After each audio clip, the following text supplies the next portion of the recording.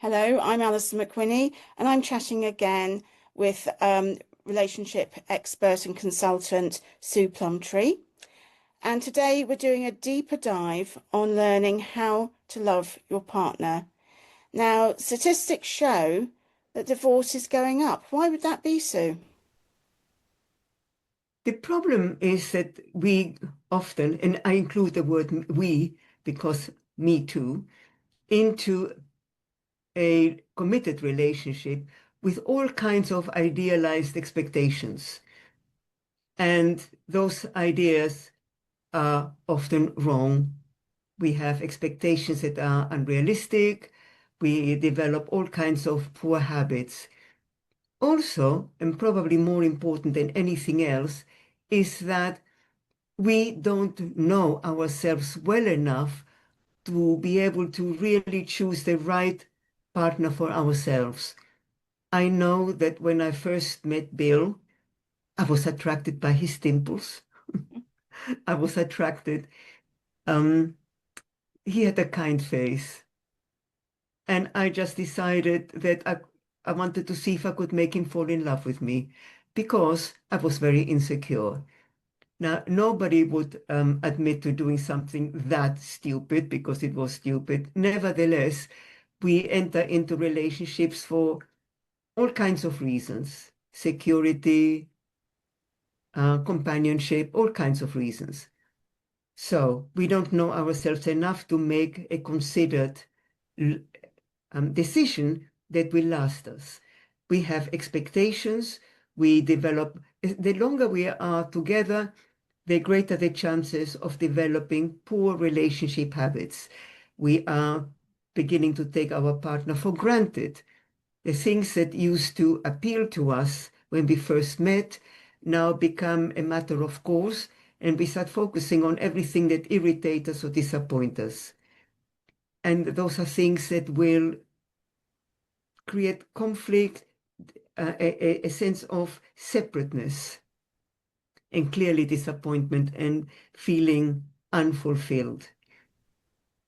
And to be honest, it doesn't have to be like that. It doesn't.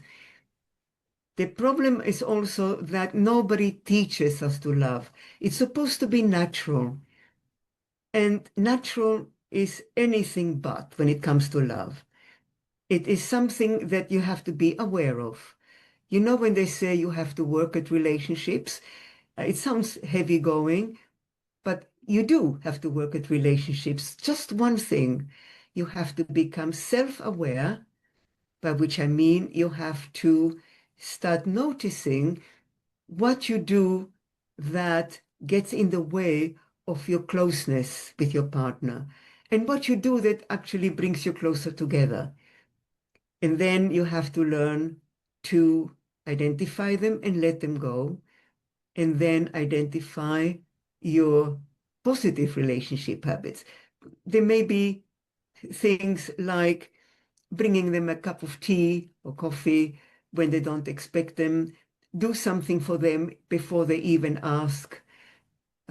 Something, a random act of kindness. It doesn't have to be big. Just small and often works wonders.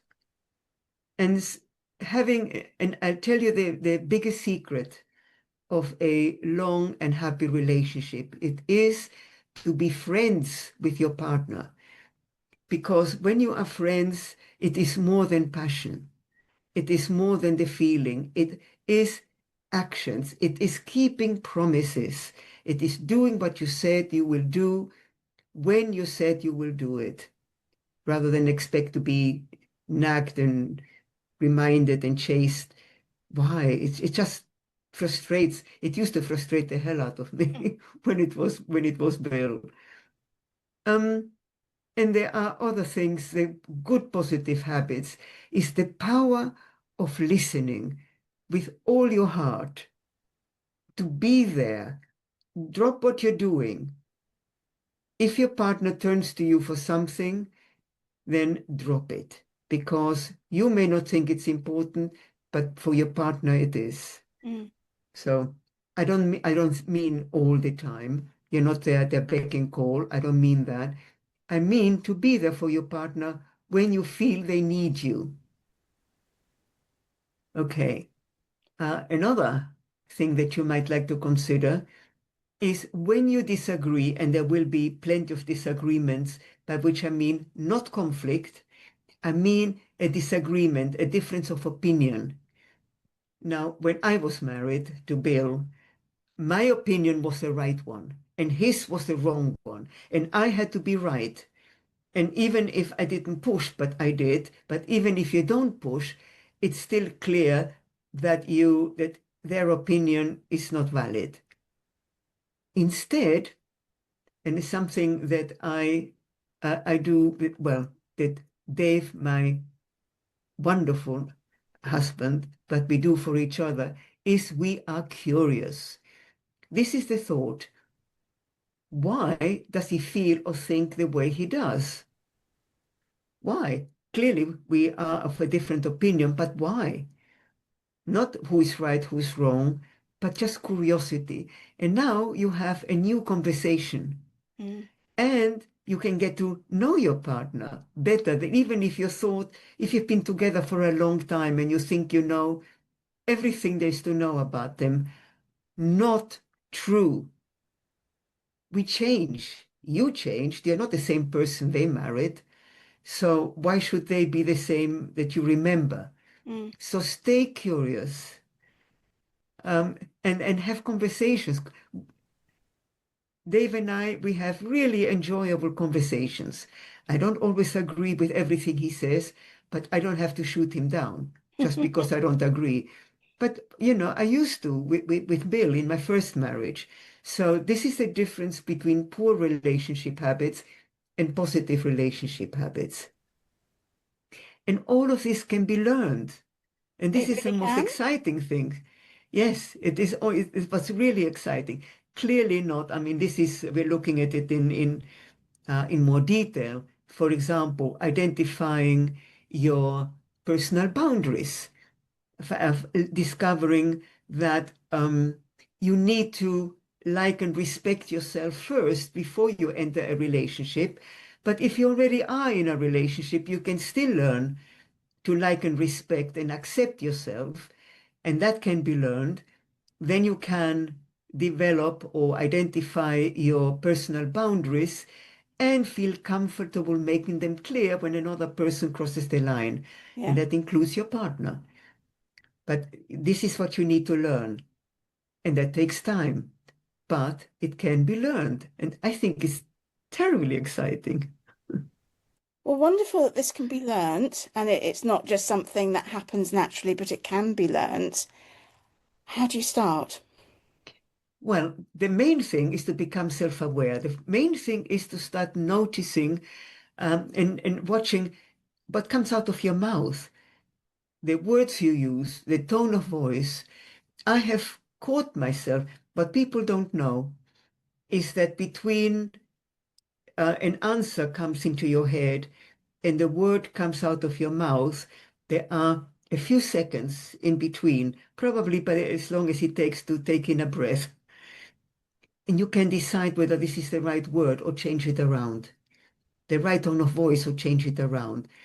Like, what do you mean? Or, that's interesting. What do you mean? Tell me more. Mm. So even the tone of voice, even if the words are the same, start noticing and start noticing how your partner responds, how they react. Do they withdraw? Do they go quiet? Do they go, well, what do you mean? What do I mean? Then you know you've touched the nerve. And it doesn't Mm. help anybody. I have a client, and she likes to make a point to make herself feel better. And then she asks me, what do I do? What is good communication? And I'm going, you just did it. Making a point is bad communication, but it is communication. Yeah. Okay? So think about why you want to say or do something, because this is important. This is why you need to know and like yourself. know and like yourself. For example, by the time I left my first marriage, my confidence had been eroded. Even, I have to admit, my self-image as a woman, as an attractive woman, it had been eroded over time. So I had a lot of triggers. So my husband might have said something and I would go on the counterattack, then he'd go, "What did I say?" And it had nothing to do with him. It is a trigger because it's the baggage that we tend to bring to a new relationship, and that doesn't serve to bring us closer. That is why you need to get to know yourself, get to find out what your wounds are and heal them. It might include having to forgive yourself. I mean, in my case, I had to forgive myself for my poor choices. You know, Bill was Bill, but I chose him. That was my responsibility because I didn't know myself well enough to know that he was not the right person for me. Mm. And then when I finally left when I was 60, I spent 10 years on my own doing everything that I'm suggesting here. I learned to know myself. I learned to like and respect myself. I figured out what I needed to feel loved in a relationship because I had no idea. And so by the time I got to know myself really, really well, my needs, my wants, my expectations, my hopes and dreams, and then I started attracting fabulous friendships. And I thought I had it all. So I was happy on my own because I had the love of my friends to feed me. But then I met Dave, and he turned out to be the love of my life. And I recognized him because of all the work I did on myself Hmm. throughout those years. And so I knew he was the right one for me, not immediately, because I had to get to know him as Of well. course.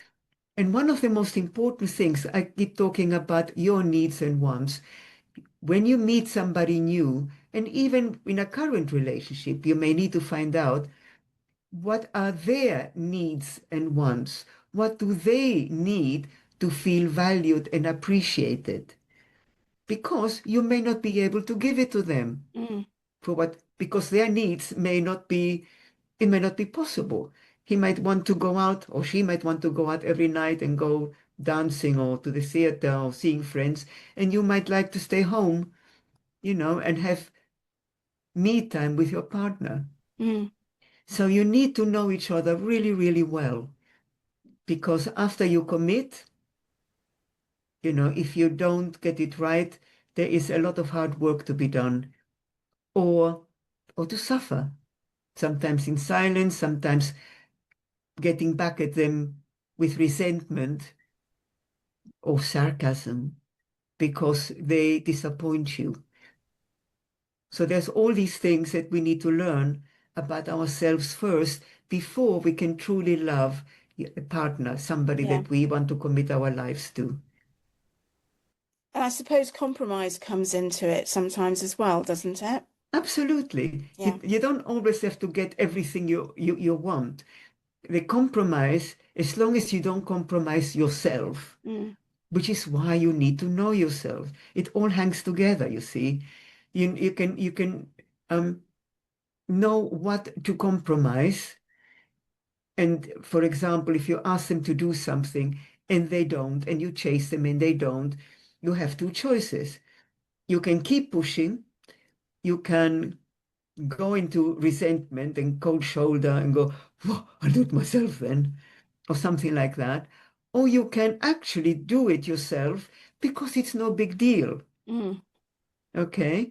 The next level is when it matters if they don't do something that you ask. In that case, it requires a conversation, which again means you need to know yourself well enough not to throw the kitchen sink at them.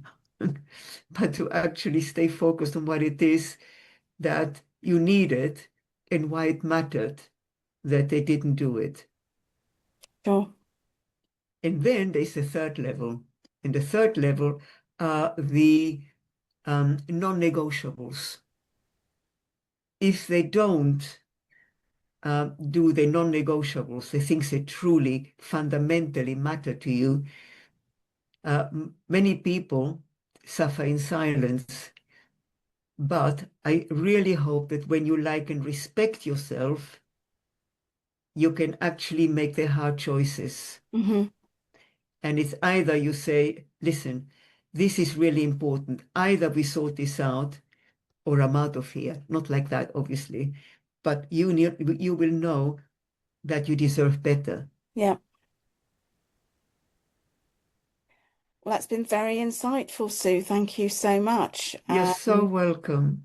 And we'll be doing more of these, covering more areas. So if you like these videos, please do like and subscribe to Sue's YouTube channel at Sue Plumtree 7963. But for now, thank you and goodbye. And goodbye to you.